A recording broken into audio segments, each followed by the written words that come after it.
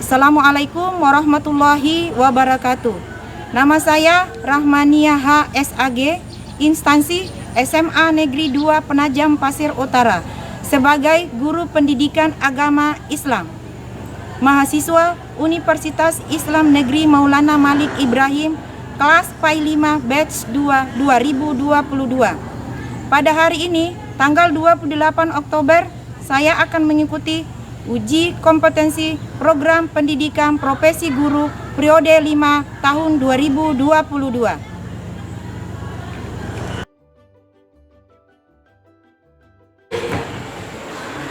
Assalamualaikum. Waalaikumsalam warahmatullahi wabarakatuh. Mari kawan-kawan, sebelum kita memulai pembelajaran pada pagi hari ini, marilah kita berdoa. Berdoa mulai.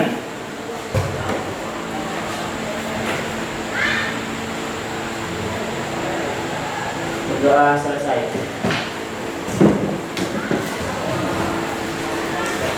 Assalamualaikum warahmatullahi wabarakatuh. Waalaikumsalam warahmatullahi wabarakatuh.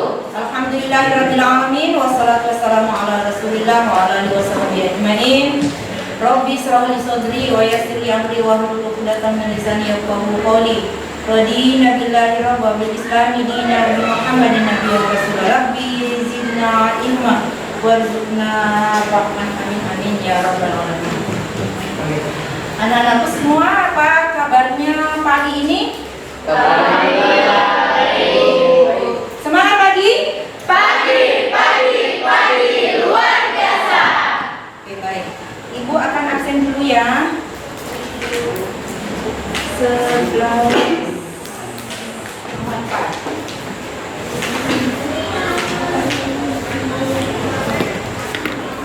Adel, Hadir Bu. Aditya, Hadir Bu. Afifa, Hadir Bu. Ajit Prayogo, Hadir Bu. Andini, Hadir Bu. Astrid, Hadir Bu. Dwi Putri, Hadir Bu. Fadil, Hadir Bu. Tira Yunian, Hadir Bu. Isrina, Hadir Bu. Isnita, Hadir Bu. Julia, Hadir Bu. Laila, Hadir Bu. Marcela, Hadir Bu. Mayoga, Hadir Bu. Melisa, Hadir Bu. Muhammad Zaki, Hadir Bu. Muhammad Lailatul Hikmah, Nanda Lailatul Hikmah, maaf ya. Nanda, gak apa-apa ya, maaf ya. Nanda Lailatul Hikmah, Nida, Mufida, Hadir Bu. Novianti, Hadir Bu.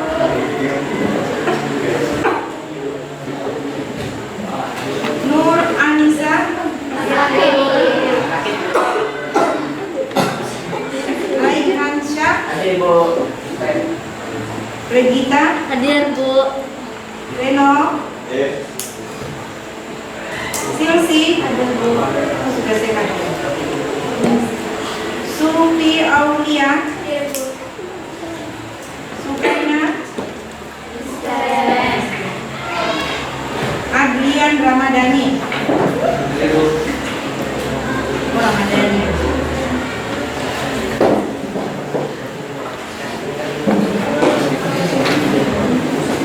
Baik anak-anakku,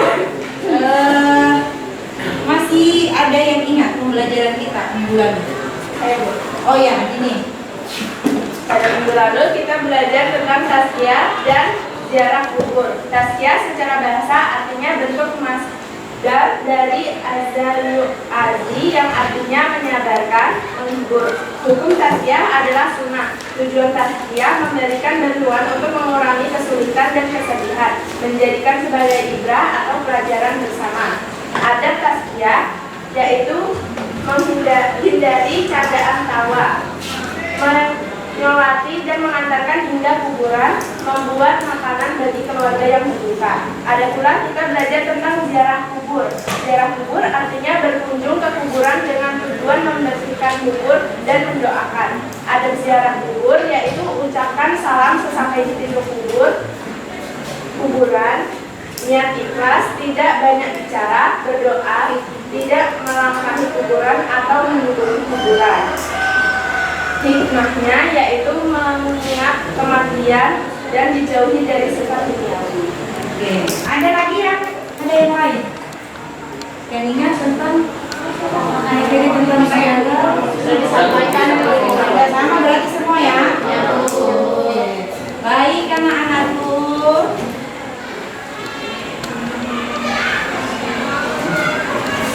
Untuk hari ini, sebelumnya Ibu akan sampaikan tujuan pembelajaran kita hari ini. Seperti yang Ibu sampaikan minggu lalu bahwa hari ini kita akan belajar tentang khutbah, tabligh, dan dakwah. Ya. Tujuan pembelajaran kita hari ini adalah menerapkan ketentuan khutbah, tabligh, dan dakwah di masyarakat sesuai dengan syariat Islam. Yang kedua, menjaga kebersamaan dengan orang lain dengan saling menasihati melalui khutbah, tabligh, dan dakwah. Yang selanjutnya menjelaskan pengertian khutbah, tabligh, dan dakwah. Kemudian dasar hukum tentang khutbah, tabligh, dan dakwah itu dijelaskan di surah Al-Imran yang bunyinya wal takum minkum ummatun yad'una ilal khairi wa ya'muruna bil ma'rufi wa yanhauna 'anil munkar. Itu ya dasar hukum tentang khutbah, tabligh, dan dakwah. Di ayat lainnya itu dijelaskan ud'u ila sabili rabbika bil hikmati wal mau'izatil hasanah ila akhir ayat. Baik anak-anakku, selanjutnya kita akan menonton video terkait tentang sumber belajar kita tentang tujuan pembelajaran tentang khutbah, tabligh, dan dakwah. Silahkan disimak videonya bagus-bagus, diperhatikan, kemudian dicatat.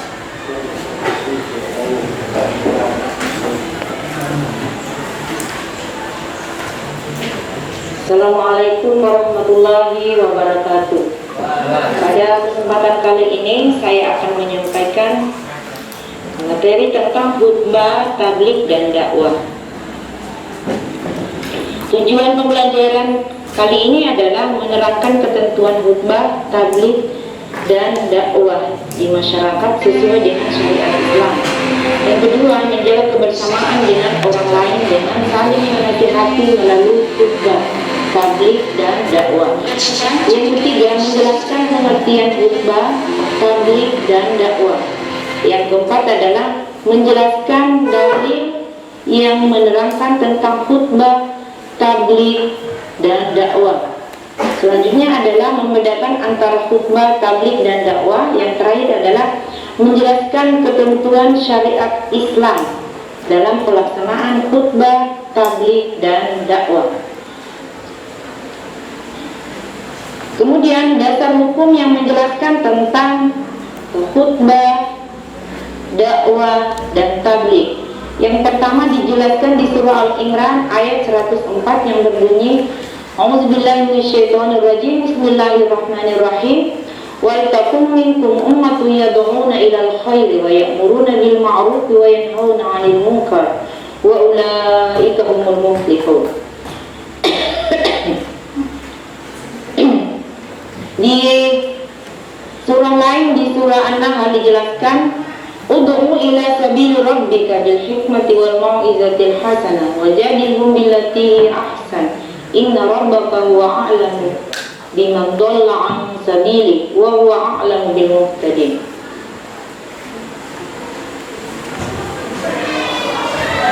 Selanjutnya adalah pengertian khutbah, tabligh, dan dakwah. Khutbah, kata khutbah yang artinya pidato atau ceramah yang isinya tentang keagamaan. Khutbah yang disyariatkan Islam adalah khutbah Jumat, khutbah Idul Fitri, khutbah Idul Adha, khutbah salat gerhana bulan, dan gerhana matahari, khutbah pada salat minta hujan, khutbah nikah, dan khutbah tatkala wukuf di padang Arafah. Khutbah salat 2 hari raya, salat istisqa, salat gerhana pada dasarnya sama dengan salat Jumat.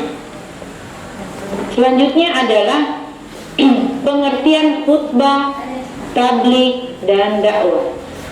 Tabligh artinya menyampaikan. Menurut istilah, tabligh adalah menyampaikan ajaran-ajaran Islam yang diterima dari Allah Subhanahu wa Ta'ala kepada umat manusia agar dijadikan pedoman hidup supaya memperoleh kebahagiaan di dunia dan akhirat. Orang yang bertabligh disebut muballigh, dan ketika perempuan namanya adalah muballighah. Pengertian khutbah, tabligh, dan dakwah. Dakwah, kata dakwah artinya memanggil, menyeru, atau mengajak. Menurut istilah syara, dakwah adalah kegiatan bersifat menyeru, mengajak dan memanggil orang untuk beriman dan taat kepada Allah Subhanahu wa Ta'ala. Tentu akan meraih kesejahteraan dunia dan akhirat. Ketentuan khutbah Jumat. Syarat khatib Jumat: memenuhi ajaran Islam. Yang kedua, mengetahui syarat, rukun, dan sunnah-sunnahnya. Yang ketiga, dapat membaca hamdalah, syahadat, salawat, Al-Quran dan hadis dengan baik dan benar, sanggup, jelas, dan mudah dipahami ketika berbicara. Orang yang sudah balik bertakwa kepada Allah Subhanahu wa Ta'ala, orang yang dipandang terhormat, dihormati, dan disegani. Syarat 2 khutbah Jumat. Khatib suci dari hadas dan najis, tertutup auratnya. Khutbah dilakukan sesudah matahari tergelincir. Ketika khutbah, khatib berdiri jika mampu. Khutbah diucapkan dengan suara yang keras, tertib dalam rukun-rukunnya maupun antara khutbah pertama dan kedua. Ketika khatib khutbah, jamaah harus mendengarkan. Rukun khutbah: membaca hamdalah. Yang kedua, membaca syahadatain. Yang ketiga, membaca selawat atas Nabi Muhammad SAW. Yang keempat, berwasiat takwa kepada jamaah. Yang kelima, membaca ayat Al-Quran pada salah satu dari 2 khutbah. Yang terakhir adalah berdoa pada khutbah kedua. Sunnah khutbah Jumat: khatib hendaknya berdiri di atas mimbar. Yang kedua, khatib mengawali khutbah hendaknya dengan salam. Khutbah hendaknya jelas, mudah dipahami, tidak terlalu panjang dan juga tidak terlalu pendek.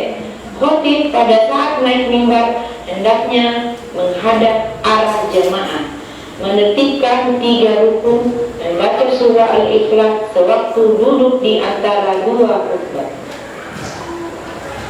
Selanjutnya adalah mendengarkan khutbah. Khutbah Jumat termasuk syarat sah penyelenggaraan sholat Jumat.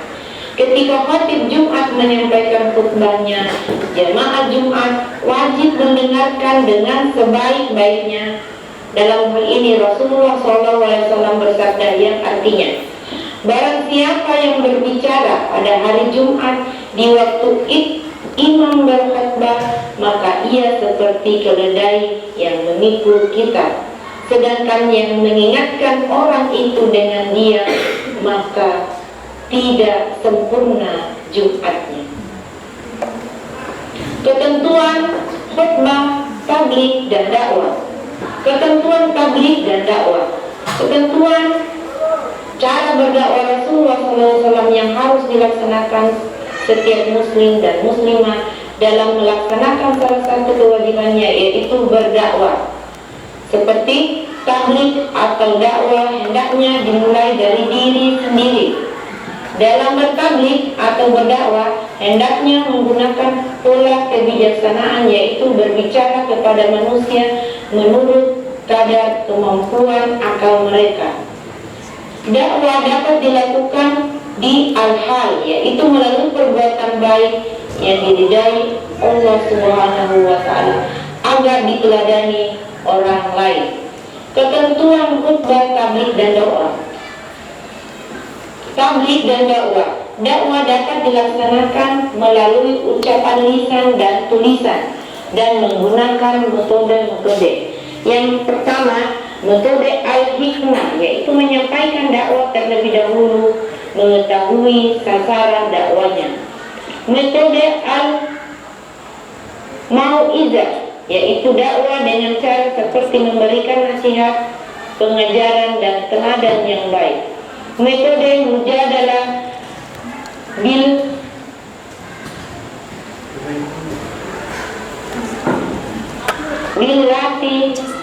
billati hiya ahsan, ialah bertukar pikiran, berdiskusi dengan cara-cara yang baik. Perbedaan khutbah Jumat dan dakwah. Yang pertama terletak pada waktu pelaksanaannya. Pada khutbah Jumat, waktu pelaksanaannya adalah sesudah matahari tergelincir, masuk waktu zuhur. Pada hari Jumat, rentang waktu pelaksanaannya terbatas. Sedangkan pada dakwah, waktu pelaksanaannya dapat dilaksanakan kapan saja dan waktunya tidak terbatas. Yang kedua, khatib Jumat dan juru dakwah. Khatib Jumat harus laki-laki, sedangkan juru dakwah selain laki-laki, perempuan juga boleh. Khatib Jumat harus suci dari hadas dan najis, sedangkan dai tidak diharuskan suci dari hadas dan najis. Khatib Jumat harus duduk di antara dua khutbah pertama dan khutbah kedua, sedangkan dakwah tidak. Perbedaan khutbah Jumat dan dakwah. Yang ketiga adalah para pendengar khutbah Jumat. Pada khutbah Jumat biasanya terdiri dari kaum laki-laki saja, sedangkan para pendengar dakwah adalah umum laki-laki dan perempuan. Ketentuan syarat dan berkhutbah dan dakwah. Bagi seorang khatib Jumat dalam melaksanakan khutbahnya harus membaca hamdalah, syahadatain, salawat, wasiat taqwa, membaca Al-Quran dan doa, sedangkan bagi seorang lain tidak diwajibkan. Cara menyusun teks khutbah Jumat dan dakwah. Yang pertama, menyusun teks khutbah Jumat dengan langkah sebagai berikut. Yang pertama, menentukan tujuan khutbah yang ingin dicapai, menetapkan judul khutbah, menentukan metode dan uraian-uraian materi dari judul khutbah. Misalnya menguraikan pengertian iman dan mukmin. Cara menyusun teks khutbah Jumat dan dakwah. Menyusun teks dakwah, langkah-langkah menyusun teks dakwah. Yang pertama, menentukan tujuan dakwah, menetapkan judul khutbah dakwah, menentukan uraian materi bahasa yang digunakan dan cara penyampaian. Uraian materi mengacu pada judul ceramah, misalnya hubungan antara ilmu dan iman. Sekian, Assalamualaikum warahmatullahi wabarakatuh.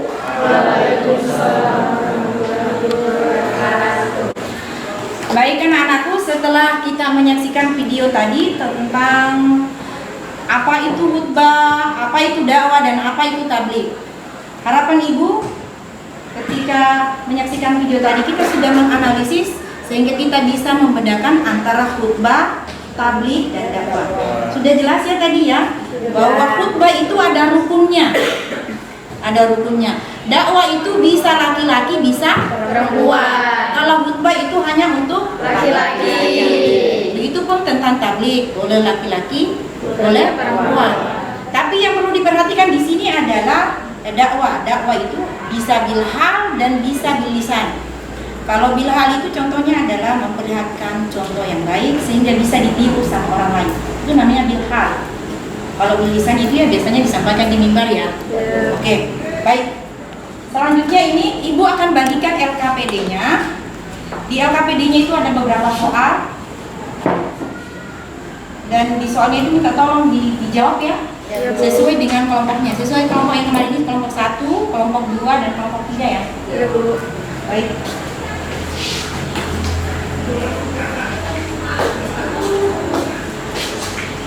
Silakan dijawab sesuai dengan pertanyaan yang ada di LKPD.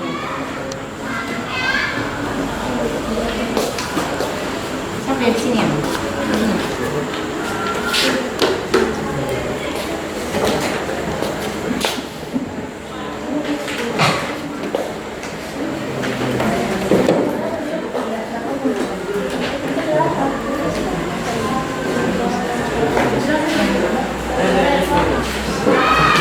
Untuk menjawab pertanyaan ini bisa buka HP, bisa cari di internet atau di sumber Saya. ini bisa di sini.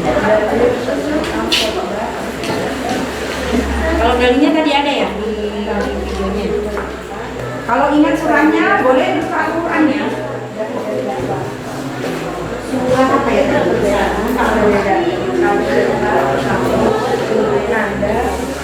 Menganalisa perbedaan antara tablik, khotbah, dan dakwah. Fadil yang akan cara juga tablik dan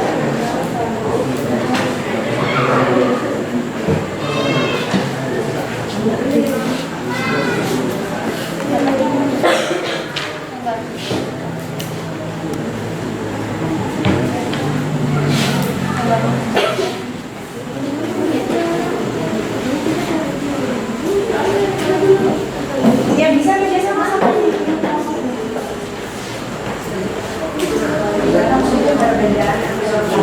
Kita cari perbedaannya antara khutbah, tabligh dan dakwah.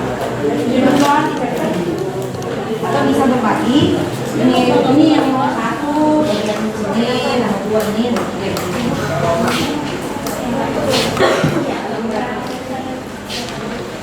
ini sayapnya.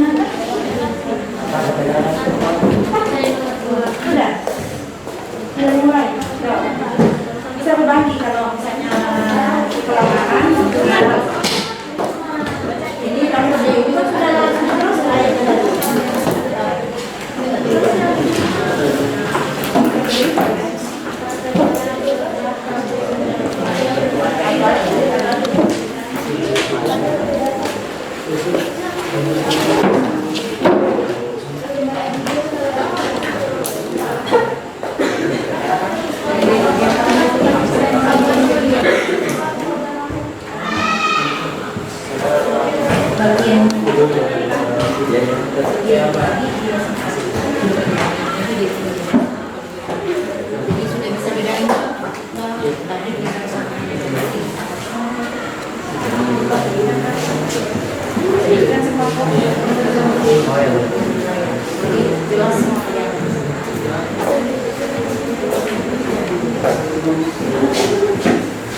baca nggak?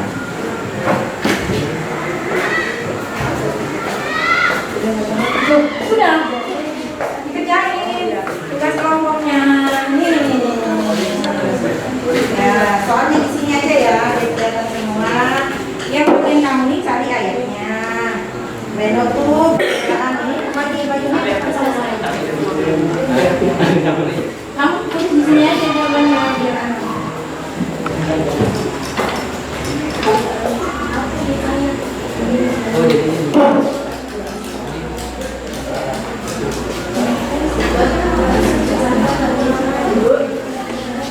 Anak-anak untuk dalil ayatnya iya ditulis ayatnya.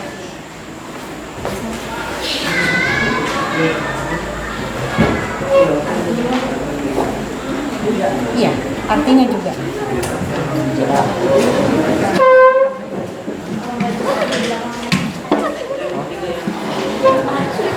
Ya, dibagi dia cepat selesai.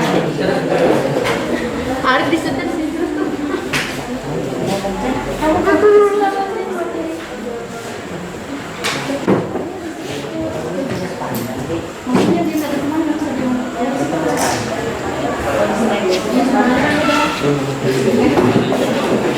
Iya, kan dia nongolkan ya di sini. Berarti ini mana nomor satu tadi kamu bagian akhirnya? Nomor 3 di sini.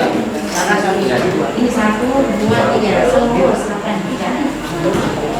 Sumurnya bisa buka sampai 1, 2, boleh. 1, boleh.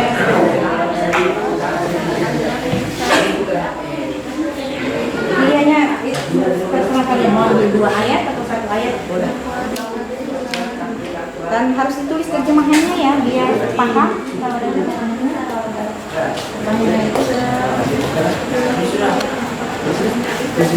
bagian belakang mau berapa? Oh, 3.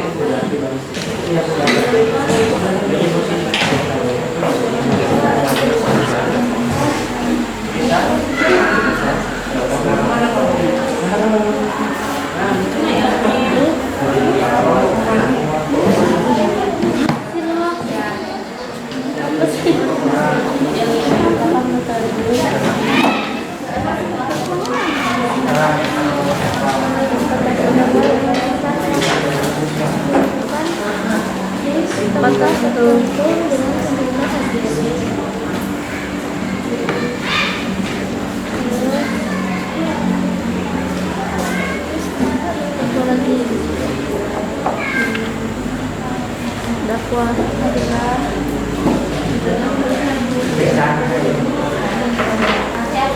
Harus ada perbedaan di antara tiga ya.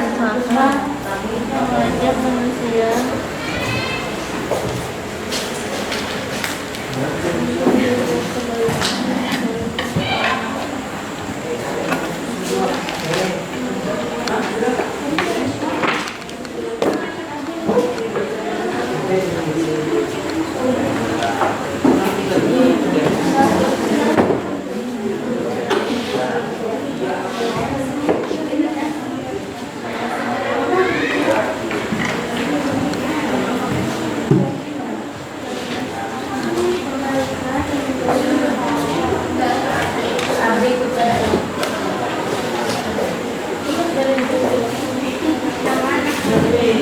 Ya, dibuka bukunya nah. Dibuka aja bukunya.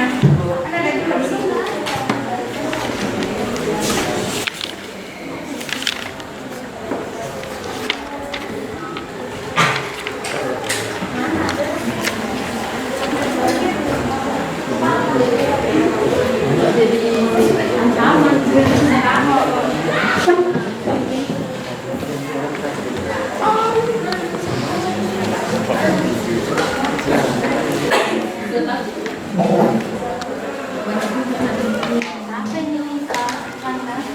Ini nomor berapa?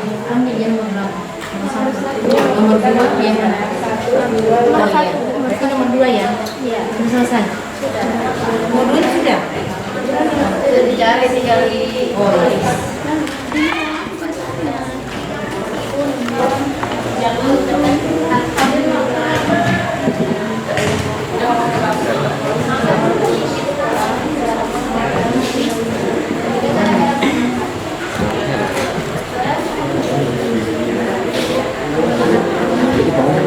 Itu nah sampai bawah ini tuh pengertiannya ya kamu kan udah gitu banyak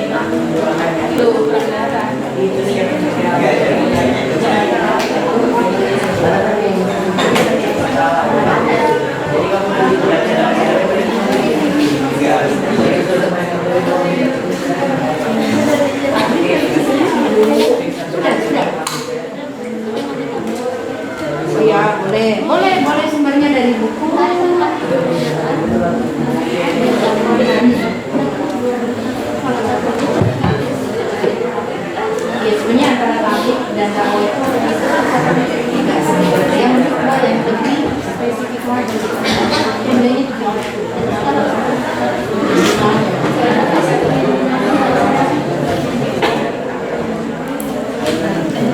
kan di buku kan banyak juga penjelasannya.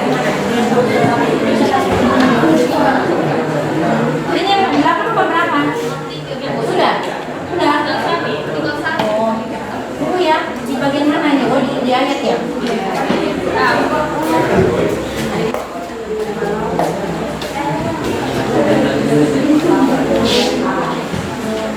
Kamu berapa tadi? Sudah ada salimnya. Sudah itu lagi ditulis. Oke.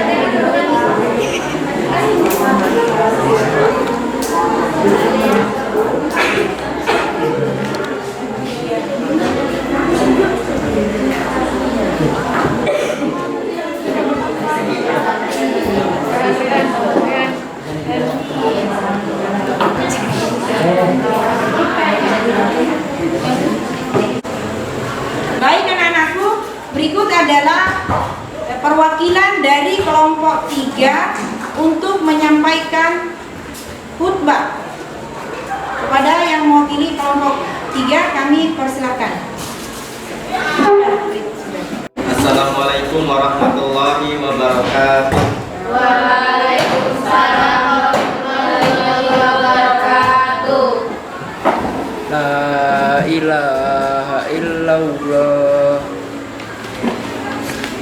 Innal hamdalillah nahmaduhu wa nasta'inuhu wa nastaghfiruh wa na'udzu billahi min shururi anfusina wa min sayyiati a'malina.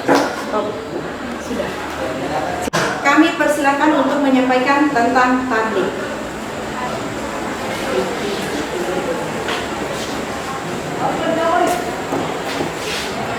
Assalamualaikum warahmatullahi wabarakatuh.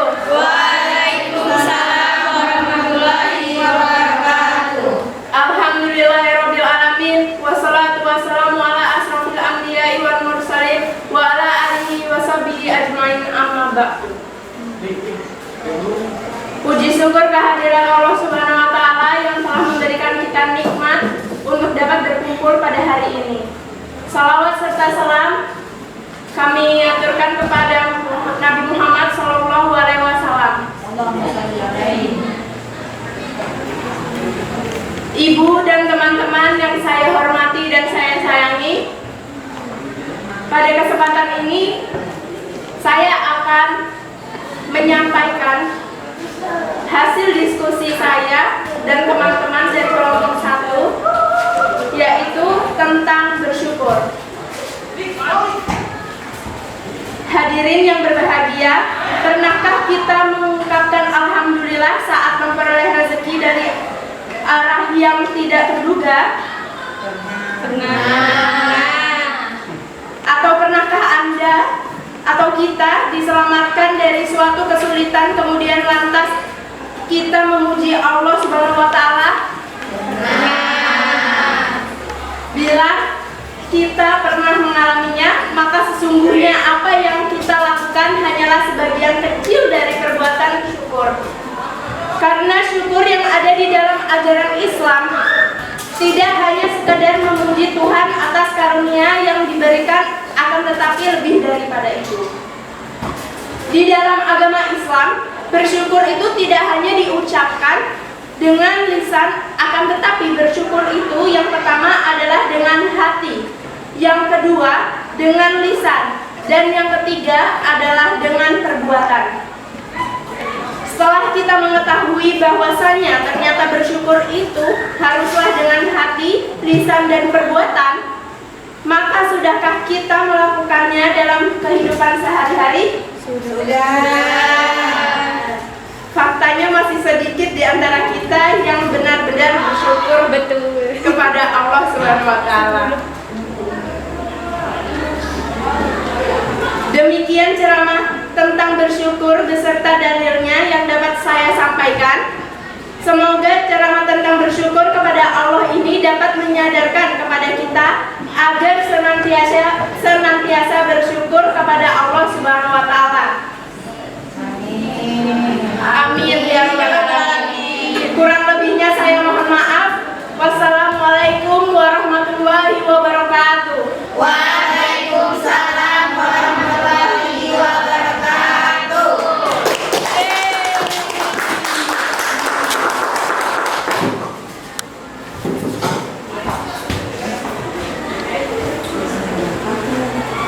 Oke. Baik anak-anakku, dari hasil diskusi kelompok dan praktik yang tadi sudah kita saksikan bersama, menurut Ibu sudah benar. Karena dari khutbahnya itu rukun dan syaratnya sudah terpenuhi, begitupun tentang khutbah. Sekali lagi Ibu ucapkan banyak terima kasih atas kerjasamanya hari ini. Ya, Bu. Jazakumullahu khairan katsiran. Di penutup hari ini Ibu sampaikan bahwa untuk pembelajaran kita minggu depan itu adalah tentang